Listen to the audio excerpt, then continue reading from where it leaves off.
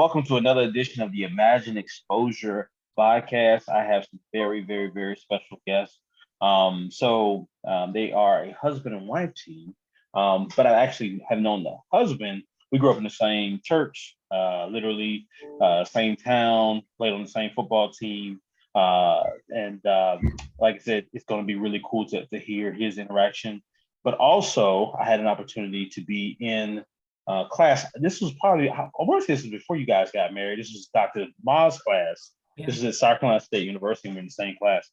And so it's just really cool to see you guys come full circle. And I follow you from a distance and from afar, just all the different things that you guys are doing. And so I don't like to steal the thunder of the guests that come on the podcast. And so what I try to do is I want you guys to come on and just share who are you and how do you define yourself? Well, ladies first. I knew he was going to say that. So I am LaShan Abraham. I am originally from Columbus, Georgia, but I moved to Charleston when I was 12. So I grew up in Charleston, went to high school in Charleston. And as Zach, you mentioned, I did go to South Carolina State for college, graduated with my bachelor's degree in accounting. And there is where I also met Gavin. I would say I would define myself as a person of faith. My faith is definitely my anchor for sure. I grew up in a Christian home. And so between my faith and I would also say financial literacy are probably my two things that I would say resonate with me the strongest. Yeah, and I'm Gavin, as Zach stated. I mean, we've known each other pretty much all of our lives, grew up at church together. Yeah. So definitely rooted and grounded there. But I'm an Orangeburg native, went to South Carolina State, where I met my wife and changed her world forever. And I went off and got my degree in accounting as well. Then went and got my master's degree. And I had an extensive career in logistics and warehousing for about the past 10 years. Dabbled into real estate, started to like that. And then kind of lost the passion for kind of management per se in the warehousing and logistics field. So me and my wife put our heads together, and why not team up and do the husband and wife thing, as we both have a passion about getting America, Black America, specifically in minority Americans in the homes, because it wasn't something that was taught to us specifically growing up. And now that we have the knowledge and can provide the resource, why not reach back out in our community and bring those up with us. So that's kind of our passion and who we are. That's amazing. And even when you get into the history of it, how African Americans were kept out of certain neighborhoods, and what you guys are doing, really, I try to tell kids, we talk about Black history. You guys are part of Black Now. Once someone attains home ownership, you're talking about a different level of wealth over the nature of that family's life and generations to come. And so it's really important work what you guys are doing. What would you say is your story? I know you got two different stories, but what is your story as it pertains to work and vocation? For me, when I graduated from South Carolina State with my degree in accounting, I wasn't even really sure what I wanted to do with that. I knew I wanted to work with numbers. I've always been fascinated with puzzles, and I looked at numbers as a way of putting things together, checks and balances. So I started off in the banking industry. So I worked for numerous amounts of banks. And then one day, as my bank went through a merger and acquisition, they started laying off a ton of people. So at the time, Gavin and I had our first child, and I realized that I wanted something that was going to be more stable. I didn't know anything about the mortgage industry. Honestly, it was really a foreign term to me because growing up, I didn't hear a lot of people talk about mortgages, talk about, paying rent, but not talking about paying a mortgage. So it's something that definitely intrigued me. And so when our bank was going through its acquisitions and things like that, I noticed the only department that didn't get laid off was sales. So if you worked in a sales type of field, because you're pretty much bringing money into that institution, they don't lay you off. I mean, they look at you at the cream of the crop. And so I started telling my manager at the time, hey, I think I want to be a loan officer. That's my title. I provide loans or help people get loans to purchase a home. And so she looked at me and she literally told me that, it wasn't something that she thought I could do. She was like, there's not a space for what they consider green people, like people who didn't have a lot of experience, people who didn't necessarily have a book of business to just jump into this industry and just learn it. And so my question would always be, as a kid, well, why? Why is that? Why wouldn't you give me the opportunity to learn it so that I will have the experience? I'm a fast learner. There's nothing that I can't do if I don't put my mind to it, but it's something that I definitely would like to pursue. And so she was like, well, just, kind of, stay put and we'll just see what happens. But the type of person that I am, that it really sit well with me. So literally during that particular time period, I'm a big visionary person. I started creating a vision board. I started like literally praying and saying like, I'm going to become a loan officer. At the time, there was very few or if there was any African-American loan officers in the city of Charleston. There's not too many of them in the US in general. And to be female and to be an African-American, it was very, very limited. And so at first I was a little bit intimidated. I was like, I don't know, is this really for me or can I really do it? But I kept, just pushing forward. And so I would come to work every day and I told them, I was like, I'm going to be a loan officer. I'm going to have it. So normally I worked in like a casual setting. You just wear like a dress slacks and a shirt, but I started wearing suits and dressing up. And so people ask me, well, LaShan, why are you dressing up? Like, what is going on? I said, I'm dressing for the job that I want. I'm going to have this job one day. And I really just started visualizing myself as a loan officer. I started asking other people in my building, like in our process, we have underwriters, we have processors, we have people who are closers, like all kind of people who work within the mortgage process that sat in the building that I was in. And I would ask them during lunch, can I just come sit with you? Can I sit with you and learn? I know you're busy. And so they gave me the opportunity to sit with them. I happened to meet someone who was looking for a loan officer at another bank.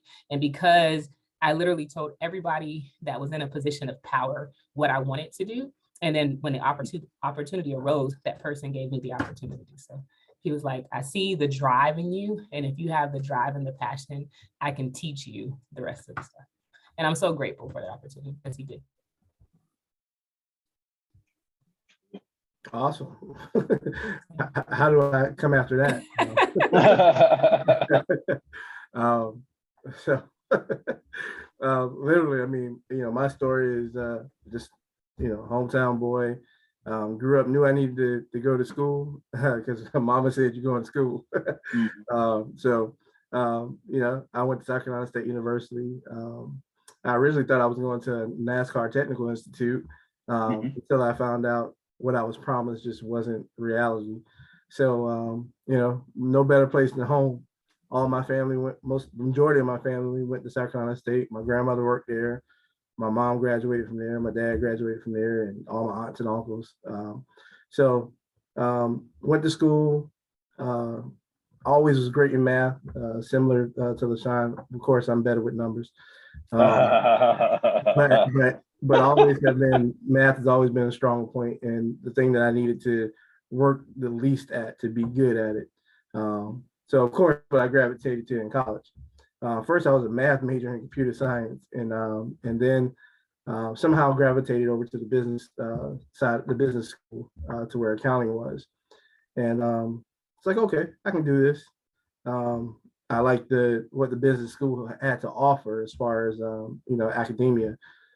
So stuck with it, got bachelor's in accounting, and then really didn't know what particularly I was going to do with it in the same form as what LaShan was saying. So really, just applying different places. I did a few internships back in college, but didn't know exactly where I was going to go. So I ended up working with Verizon for first 3 years of, I guess, my professional career. And luckily with them, I was able to get my master's. They helped pay for it. And I took that once I decided, okay, my time now here is over with. And then I went into the logistics and warehousing industry, where I made my way up the ladder through various companies, and my latest position was a terminal manager for a trucking company in a warehouse. And it just got to a point to where, okay, chasing money and chasing, a certain level of success just wasn't fulfilling as much anymore, because I didn't feel purposeful in what I was doing. And then so, we prayed about it, talked about it, and it was like, well, you do have a passion for people. I serve people all day long, as far as, what LaShan does. And I was like, you're absolutely right. Let's, we want to spend more time together. I wanted the more flexible schedule, because although we work for a company, Guild Mortgage, we are our own business. So we can go, we set our hours, we do whatever. It's what you put into it is what you're going to get out. So I wanted that for myself because I never had that. I was always around the clock, working for somebody else. So long story short, we made the decision. Of course, we had our differences. I don't know if any other husband and wives that work together then have to go home together and then have to do life together. It could be a lot. So we had to really find our where we fit in with each other, and how to work together, in a work environment, versus just in our home and our personal lives. And we found our niche, and we found success in doing so. And it's just taken off, and comes in with work and involved in our church, and just heavily involved in marriage, period. That's our story. That's who we are. That's awesome. And one full circle moment about that is, so my parents were very similar to you guys in the sense of, they didn't do mortgage, they went insurance, but they worked together for 30 years. A lot of what you're saying, the entrepreneurial side. And so I'm literally the fruit of that. Like literally, this business is, I think, the fruit of being a child of entrepreneurs and being able to see they work for Allstate, but they work for themselves in the same way. And there's a lot that your children are going to catch as a result of just being around you guys, seeing the process. Because I mean, that's just, even though I've read different books and gone different classes, there's nothing that I would hold to literally growing up in the insurance office my life. You know what I mean? Like, so it's one of those. It's a great teaching tool as well. And so I can definitely vouch personally and just say, like, I'm the fruit of a similar type of entrepreneurial structure in my parents. What would you say is the biggest misconception of y'all's job? I would say the biggest misconception is people think it's easy to buy a house. People really do, or people think it's a simple process. Like if I have good credit or if I have enough money, then I should be able to just get qualified to buy a house. And it's far from that. The rules and laws have changed so much since the housing market crashed back in 08, 09. So a lot of people who may have grew up, during that era and things like that, they have a complete, just misconception of that process. So yeah, I guess to add more into it, and because LaShan, that was a different approach. But as far as what we do as loan officers, the misconception that I had before even joining my wife was that this is easy.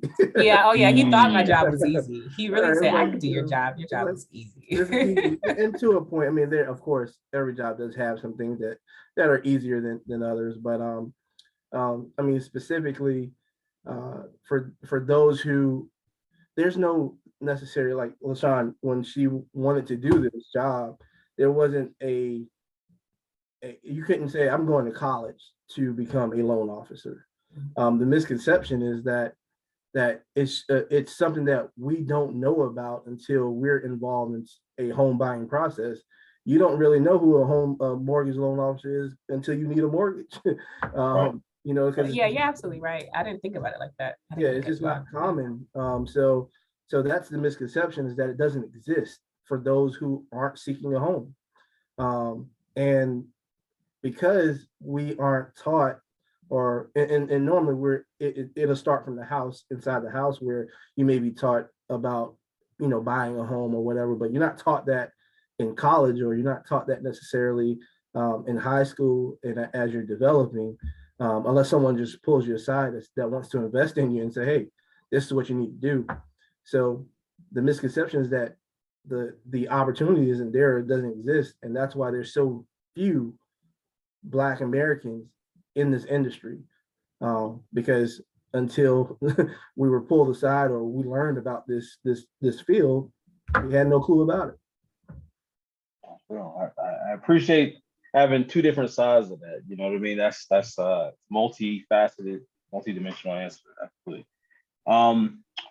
Who would you say are the people in your vocational story which you're most grateful? Who are you most grateful for?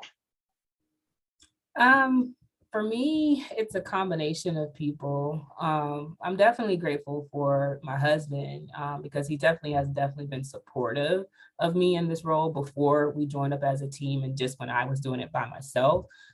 He always was just there, because in a position like this, it does require a really good support system, because the mortgage industry has like over the last 2 years, because we just came from COVID, I mean, the market was crazy busy. I mean, people were buying houses left and right.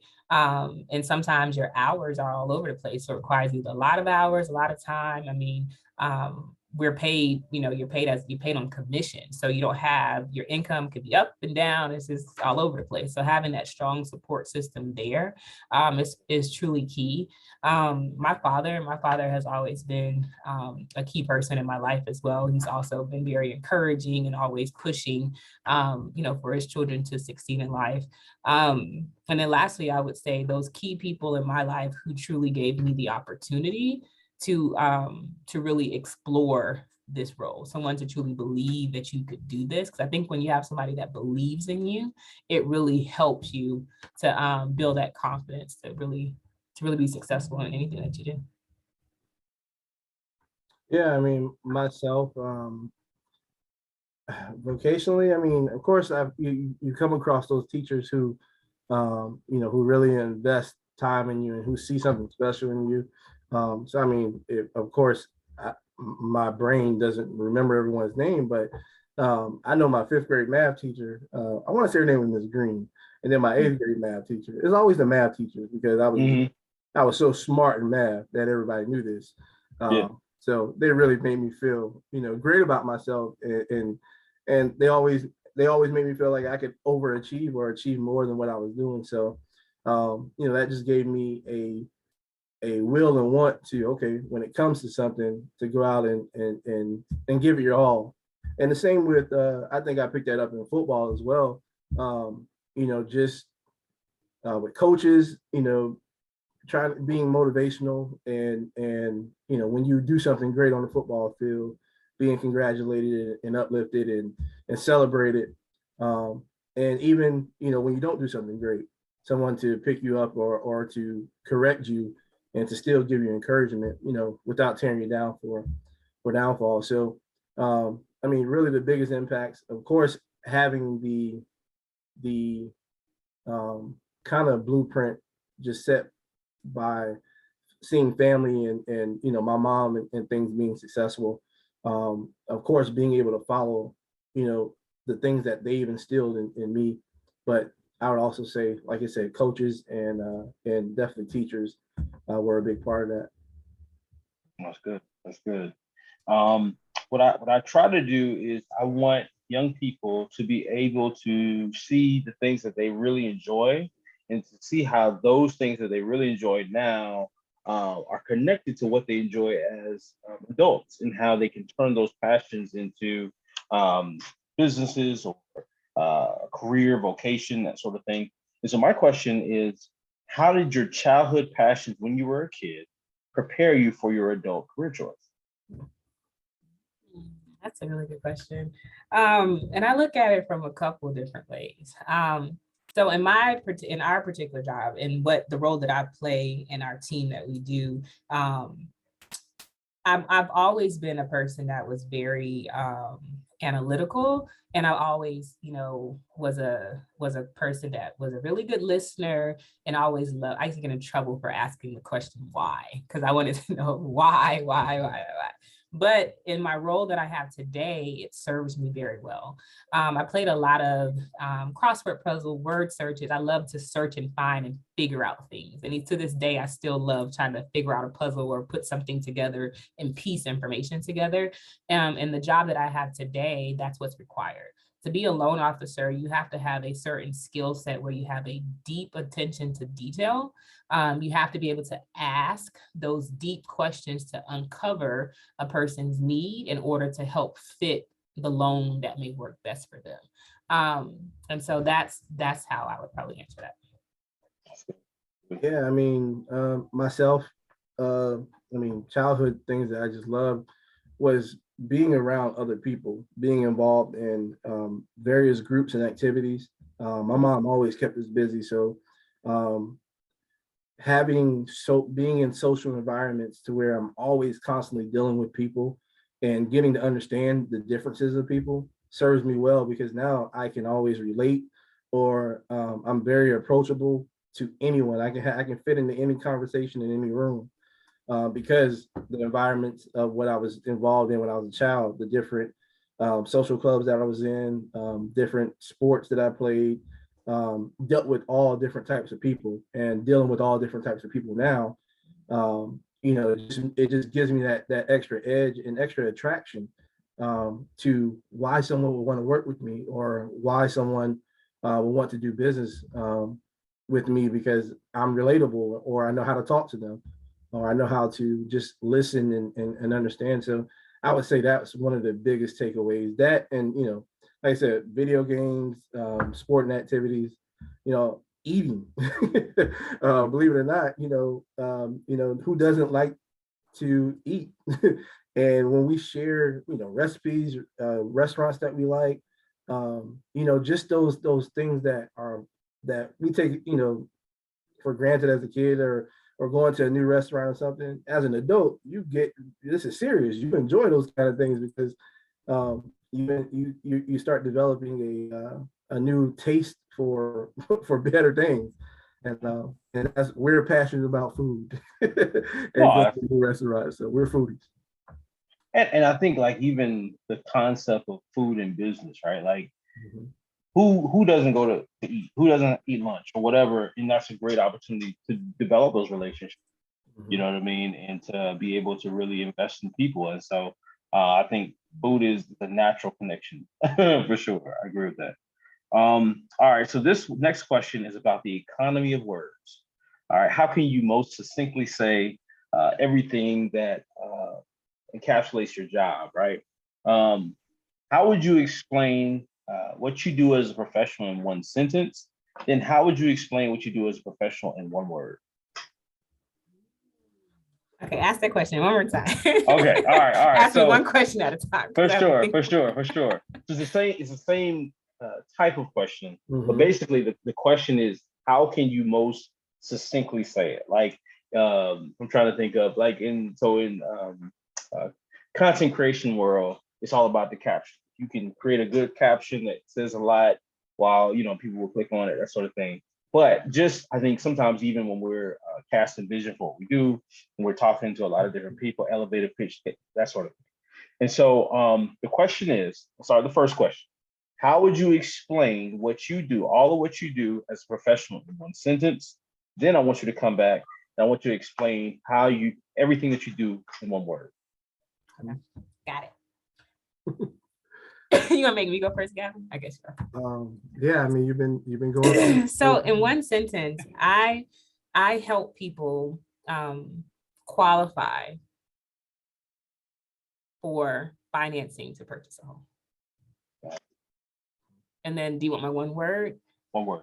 I would say I'm the connector. I connect people together, from the real estate agent to all the other people that's involved, from an attorney to an appraiser to a home inspector to the insurance person. I connect all those people together.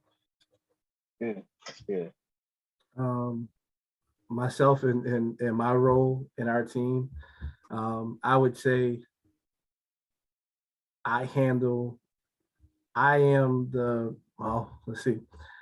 I am the process. I am the one, I don't know how to say it. I'm the one to help complete the process of buying a home. So, and then I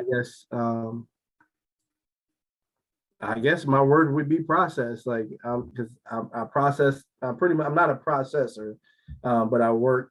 I'm the operation side. So let's say operations. Operations would be what I do. Awesome. Awesome. All right. What would you say? What is the thing that you love the most about your job? The thing I love the most about my job, and it's definitely the most gratifying for sure, is when I meet a client who truly did not think home ownership was possible for them for so many reasons, and we get them to that finish line. Like, they truly, break down their walls and trust us to help educate them, to help guide them, and help lead them to the path of home ownership. And at the end, they're just like, I am that person that they will forever remember because I helped them to achieve a goal that they thought was impossible. That's cool. Yeah. Yeah, I mean, I have to say the same. It's just, again, that fulfillment of knowing that we're helping change people's lives for something that they never thought was either attainable or it was challenging. It's nothing like, it's always more gratifying or more memorable to somebody when they get something that they had to work for or that they had to overcome something during their process. It just means so much more to them. And when we get to see it on their face, when we get to get that in the email, that gratitude, hey, thanks for helping me, thanks for explaining this to me, it just means the world. Awesome. Awesome. Now, on the other end of the spectrum, what would you say is the biggest challenge, the one biggest challenge in your work? People who think they can buy a house with no, nah. Hey, you can say it's all good. but no, seriously, I mean, we come across challenges, every day. Every day is a challenge in this field, because again, the lack of knowledge and preparation for what people truly want. Everybody wants the American dream, but no one's been given the pathway, especially in our community, of how you attain the American dream. They just say, here, this is what you strive for, but how do I get that? Well, this is how you prepare yourself to buy a home. And when people don't know that process, it can become very intimidating to them. And it can become, it's easy to shut down or to say, this is too much. And I would say that is somewhat more the challenging part, is that because I want this for you. I don't want this because it's going to give me a commission. I want you to have a home. I want you to stop paying rent. I want you to build some kind of wealth. I want you to have what we all were at some point in our lives told we were promised, which is to be able to get the American dream. And that's part of home ownership. So it's just that when they have that adverse mindset, that's one of the challenging things. So I think the obvious question for me, and you don't have to answer right here, right? But it seems like this is a passion issue.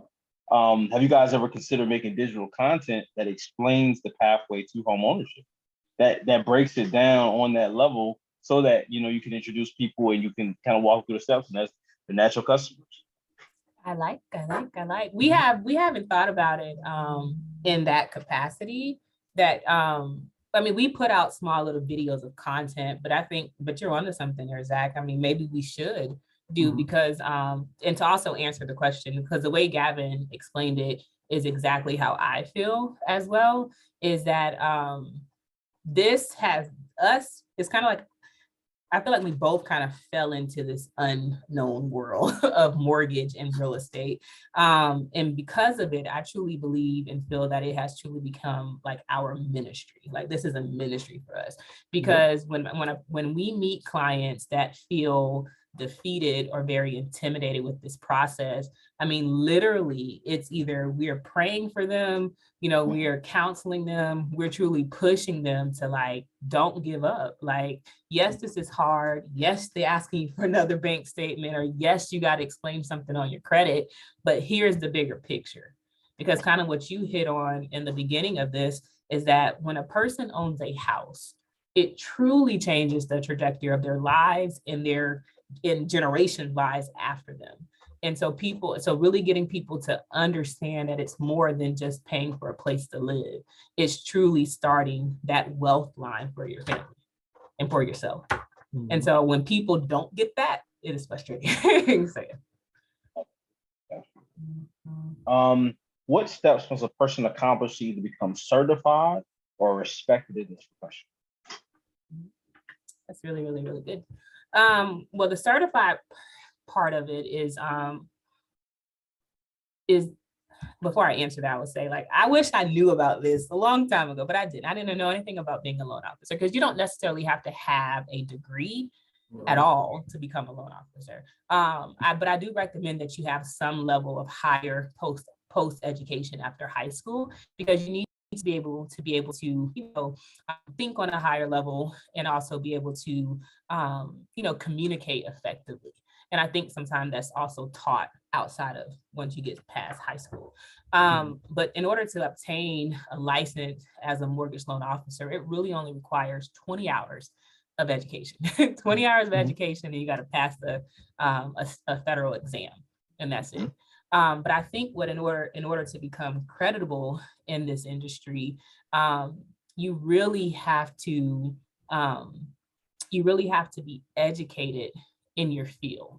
Like, people need to know this is not an industry that you could just wing it. You know what I mean? Because you're dealing with people's finances, you're dealing with people's credit, you're dealing with people's personal information, and you have to be knowledgeable, and you have to deliver, and you have to be consistent in your performance and how you speak and educate people. Yeah. I don't think I have much different to add. It's like you said, it's strictly just 20 hours to be certified. You can be a loan officer, but to be successful and to, I believe you said to the respect in this position, you have to be knowledgeable. Our clients are our clients, or people who are looking to buy homes, but our other client is loan officers, because that's who people tend to come to first when they're looking to buy a home. They don't truly realtors. You meant realtors. Yeah, I'm sorry. What did I say? Loan officer. I'm sorry. I meant to say excuse me. Realtors are our other clients, and that's who we're showing that we're capable of handling a particular client, and can handle their financing to close a deal. So it's earning their respect by being knowledgeable and adding everything that we can to their business, and to just be supportive and very knowledgeable of what they can expect and how to maneuver throughout the loan process. Yeah, and another part I'll piggyback is, so when I first got into this industry, it was the 3 words that they always said: they need to know you, like you, and trust you. So in order for a person to truly do business with you, they have to know who we are. When I got first hired to become a loan officer, I literally got hired because I was Black, because the bank that I was working for wanted to build their diversity within their bank, because they realized that majority of people that was getting mortgages with them was of other races. And so they figured that it was intimidating for some Black people or African Americans to try to get a loan for someone who didn't look like them. And so, because a lot of people, it's the term that people say, you have to get financially naked when you're going to apply for a mortgage. We're going to look at it all, and you have to lay it out there, because we're going to need to know, your credit, your income, your assets. Do you owe money to the IRS? You got any side hustle money here? You got people, we have to know everything. And so a lot of people, may have a fear of judgment. They may have a fear of all kinds of things. And if you're in front of a person that doesn't look like you, who doesn't understand you, doesn't understand your culture, that stuff is intimidating to people. Mhm. And so one, they have to know you. They have to know that, hey, I'm real. I went to South Carolina State. I grew up down the street. I went to this high school, like we're similar. But then also then they have to trust you. They have to trust that you're knowledgeable and that you're truly capable of getting the job done. So it's know you, like me, trust me. And once you can get the three of those, I think that's what it is. Good stuff. That's awesome.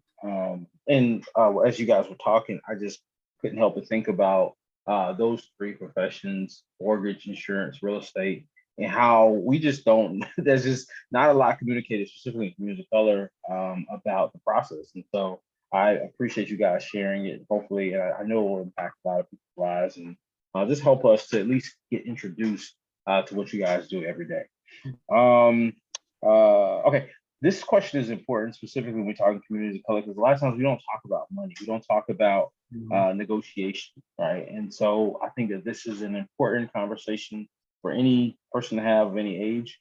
And specifically for you guys, how would you say a person either negotiates salary or the value of your services in this career choice? That's a really good one. Prior to becoming a loan officer, and even as I was in this industry I've been in this industry now almost 10 years. Before, I was very intimidated. I don't think I knew my worth, my value, and I would kind of just take what someone thought I was worth. If they wanted to offer me a certain salary and that's what the position was paying, I just said, okay. You know what I mean? I never thought to challenge that or to truly ask for something better. But when I became a loan officer, even though kind of as Gavin mentioned, most loan officers are paid on commission. And so your commission that you elect to receive on your loans when you first sign up to work under a company, that stuff can be negotiated. And I think you just have to be confident and competent of your industry, what the average loan officer make or whatever, and whatever you're seeking to make and why. This is the level of experience I have. This is my level of production. You have to come with, the facts to kind of back up, who you are and what you want to be paid or how you want to be paid. Mm-hmm. Yeah, I mean, I same way here. I always accepted what someone told me I was worth or what I could be or what they could pay me. And again, I know that all came from, I just wasn't taught to ask. I wasn't taught to make my demands. And that was, and that's, that's somewhat just in our culture. And it's almost somewhat where I am even today, which I've definitely gotten better at, but like confrontation, because it's somewhat you can bring confrontation into a situation by making a demand. So you kind of avoid it, or you avoid that awkwardness. But one of my good friends, I didn't even, he really told me, he's like, yeah, man, everything's negotiable. Prior to becoming a loan officer, just as I'm progressing and trying to go up the chain of management and whatnot in the logistics field. Yeah, I mean, I didn't think to negotiate how many weeks of paid vacation I get or sick days off. But while I'm behind the curve, my counterpart, which is predominantly white, knows these things. They know that they have the whatever was taught to them or whatever, just understanding that they got from their raising. I can ask for these things, and it's natural for me to ask for me to ask above and beyond. So I finally got a grasp of that, and I was able. You don't necessarily always get what you want, but now you're not settling for what someone else is just willing to give you. You're now kind of putting the bar higher than, or you're finding that meeting. And sometimes you may exceed or get what you're looking for. But you always have to bring facts and figures, be able to confidently explain why, show, research why I deserve this or this is the average for our area, or whatever it may be. And that's the best way just to go about it. But again, here in this industry, as you become a loan officer and you're strictly commissioned, which not all loan officers are. Some loan officers have a base, and then they also make commission as well, which again is also negotiable, depending on what company you work for. So it's just all about knowing your worth, knowing the area that you're in, researching it, and then being able to provide facts and figures to back up what it is that you're seeking. That's good. Yeah, and I mean that's part of the reason why I do this podcast is like I want someone to, or a young person to be able to hear these conversations and what you just shared from you. You know what I mean? Because there's a type of removal of filter from you and LaShan that they will experience that they will not experience from anywhere else. It'll be more of a general kind of conversation. And so that's part why I do this podcast. Based on what you know, this is the time machine question for you guys. Based on what you know about your vocation, what advice would you give yourself if you can go back on the first day of the job? What advice would you tell yourself as you first walk in knowing what you know now? Well, for one, don't sell my first home we bought. Oh yeah, we're aware of the wealth that continues to build. So continue to build on that, and knowing that homes simply appreciate in value, year after year. So that would be number one. And then that, hey, but all that student loan debt you acquired, you didn't have to. you could have did those 20 hours and been making the money that you really wanted to make, long before this. So for me, I would say I would tell myself then to really treat this like my business. Because when I first kind of got into this industry, and even when I started this job or whatever, I thought I was just working a job. I didn't think about it as like, this is our business. I just thought I was like, just a commission employee that worked for, under a hub, a business, Guild Mortgage. But I didn't think about no, like LaShan Abraham, Team Abraham, we are a brand, and this is our business that we're building. And this is how we need to structure it, and our actions and the way that we approach things needs to be done, need to follow suit. So that's a lesson learned for myself. To be clear, I want to make sure that as far as the student loan side, I would like to erase building all, the student loan debt. But being a student and going to a university, especially at HBCU, I would never erase that, for any, amount of debt that I accumulated. That experience alone also added, a tremendous amount of value to who I am and what we're doing here in the mortgage industry. Sure. And I mean, one of the reasons I like kind of getting into this space as an entrepreneur is I want to hear it all. Like, if you feel, however you feel, it's okay. You know what I mean? Because I think, especially in education, there are these textbook answers where it's like, go to college, it's like, everybody don't have to go, and I'll say that, first and foremost, I do agree with you in the sense of like, we were able to build out a very strong tribe because we have South Carolina State people throughout South Carolina and throughout the nation, and we're HBCU. So like, if a person is an HBCU, all went to HBCU, and just it's a natural power pattern. But no, I look, this is unfiltered. You say what you want to say.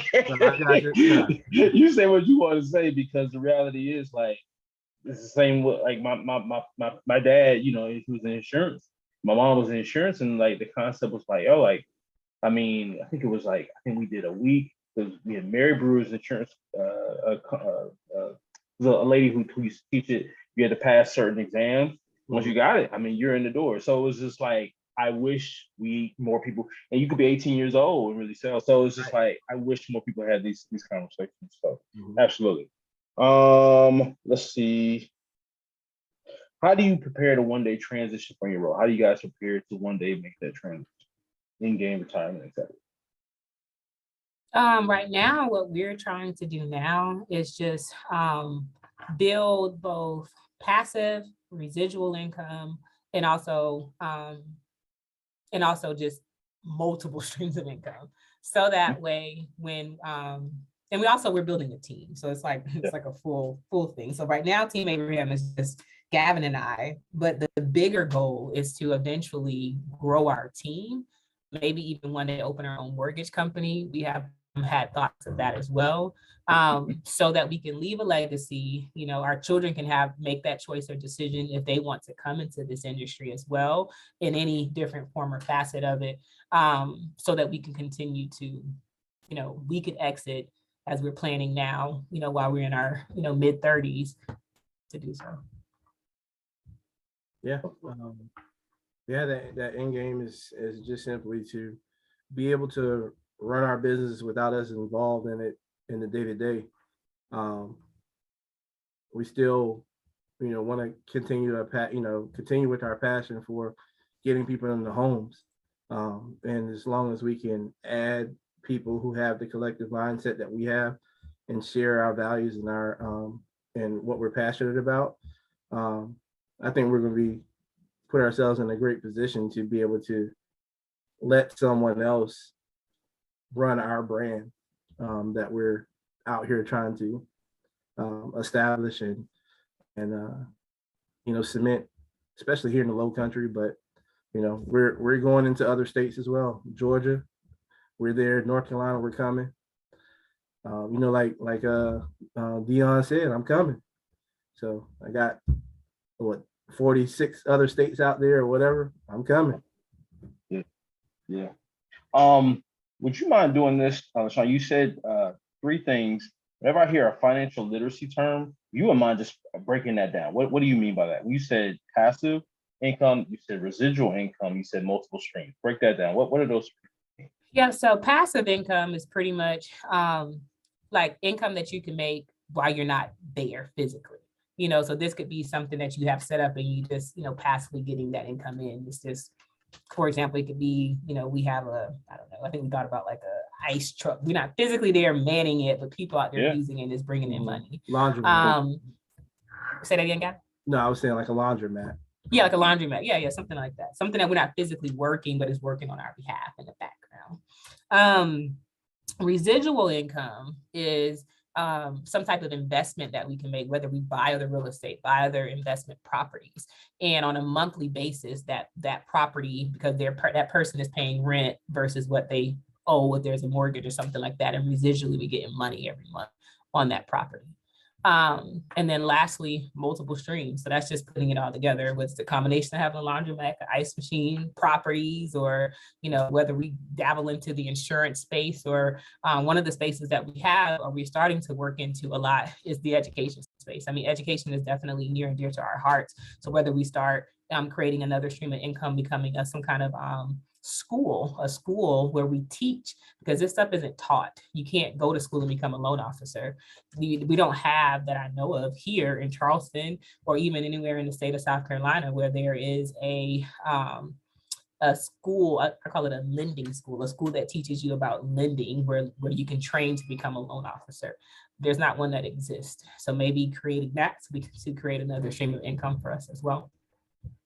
Absolutely. And when I get off here, I want to try to find, there's a website. So there's one that's called Kajabi. There's like 2 or 3 others, but they do that. So like you can, let's say, make a series of videos, different content, you can put it out. That's why I eventually am planning to do as well. And so to create the digital portal so you can give more insight on this, and as well as it will be a passive a place of income as well. So that I definitely understand.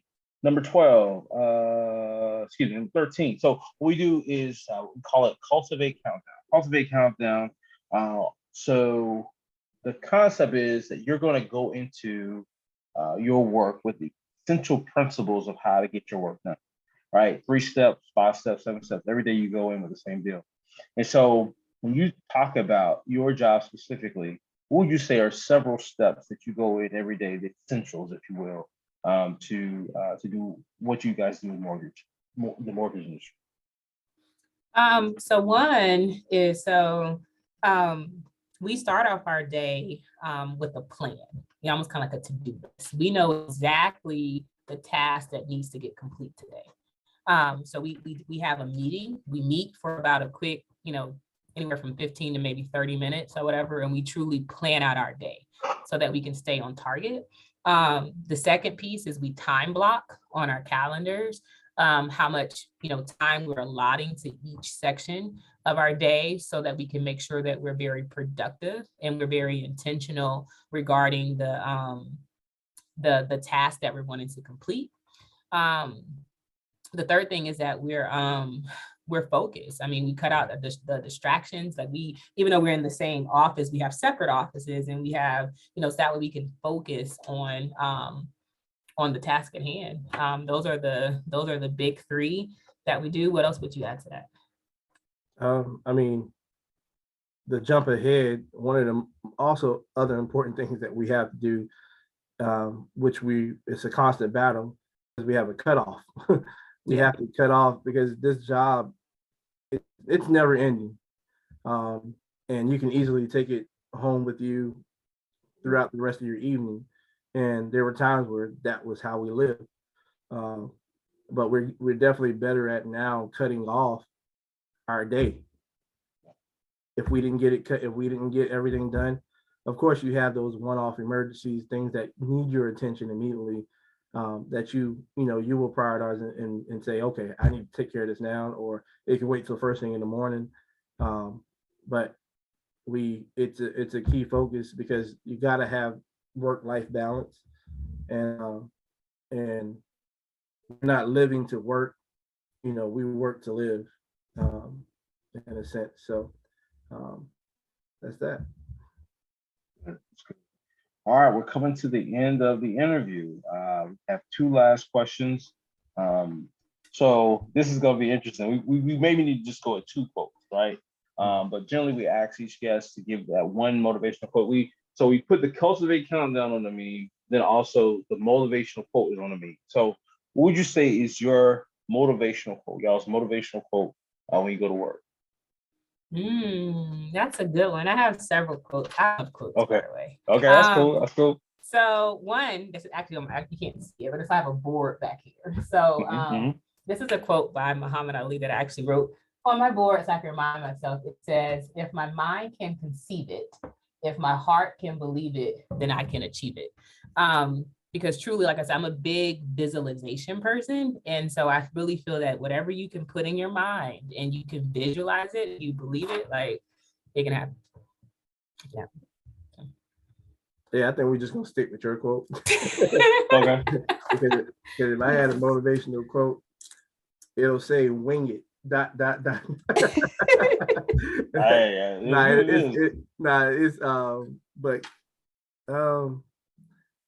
get her done. That's like your mantra. Yeah, that's my mantra. Is get her done. I don't know if that's necessarily a quote, but get her done. It's simply. Hey, it is what it is. Yeah, get her done. So. Hey, love it. Okay. Any other final thoughts? Any places where people can come and see you, or a website, or email, or what? How can people connect with you guys? Yeah, so definitely connect with us on social media. We try to, like I said, we try to put a lot of content out there so that we can kind of debunk some of the myths that are out there regarding homeownership and the process of homeownership. On social media, people can follow me on both Facebook and Instagram. That's all I have right now. I'm on LinkedIn too, but I don't post on LinkedIn as much. But Facebook and Instagram, on Facebook is just my name, LaShan Abraham, mortgage consultant. And then on Instagram, it's l.abraham mortgage lady is my Instagram name. Yeah, same here. You can also, I guess, I know we usually use the hashtag Team Abraham. Oh yeah. Our videos. So if you hashtag that, it'll plug you right into both of us. So, yeah, I mean, I think we have a good bit of content out there now, and consistently still doing it, weekly, and this conversation alone, this interview, has given us some more insight on some more things that we'll be dropping for you guys, I'm sure. So That's good stuff. Well, Gavin and LaShan, I really appreciate you guys taking time out, your time, your effort, your energy, and your insight, your expertise. And so I really appreciate you guys sharing that. Thank you so much. Y'all have a great day. you You too, do the Ray. same. Thank you for having us.